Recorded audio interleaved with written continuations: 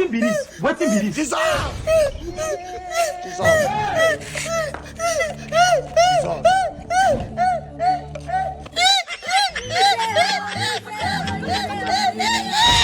Help! They coming from my village. Let be poor.